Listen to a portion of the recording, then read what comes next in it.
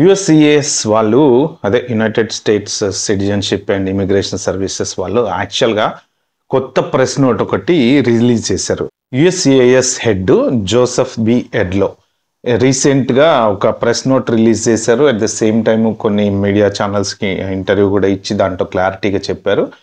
So ఆయన చెప్పింది ఏంటి అంటే, ప్రజెంట్ యుఎస్సిఐఎస్ డిపార్ట్మెంట్ వాళ్ళు వచ్చేసి ఈ పోలీస్ సపరేట్గా అంటే వాళ్ళకంటూ సపరేట్గా ఒక పోలీస్ వింగ్ని ఏర్పాటు చేసుకుందాం అని చెప్పి ప్లాన్ చేస్తున్నారు అనమాట. అది ఏంటంటే యాక్చువల్గా వాళ్ళని స్పెషల్ ఏజెంట్స్ అంటారు.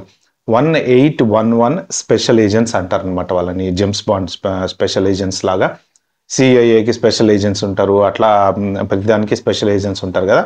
సో వీళ్ళు కూడా ఆర్మ్డ్ పోలీస్ మెన్, అంటే వీళ్ళ దగ్గర మళ్ళీ గన్స్ అవి ఇవి ఉండి కొంత సెక్యూర్గా ఉండేటువంటి ఆర్మ్డ్ పోలీస్ మ్యాన్ వీళ్ళ డిపార్ట్మెంట్ యుఎస్సిఐఎస్ వాళ్ళలోనే ఉంటారనమాట. వీళ్ళు ఇప్పటిదాకా ఏంటంటే యుఎస్సిఐఎస్ సపరేటు, ఐస్ సపరేటు, తర్వాత సిబిపి సపరేటు అలా ఉన్నారు కదా.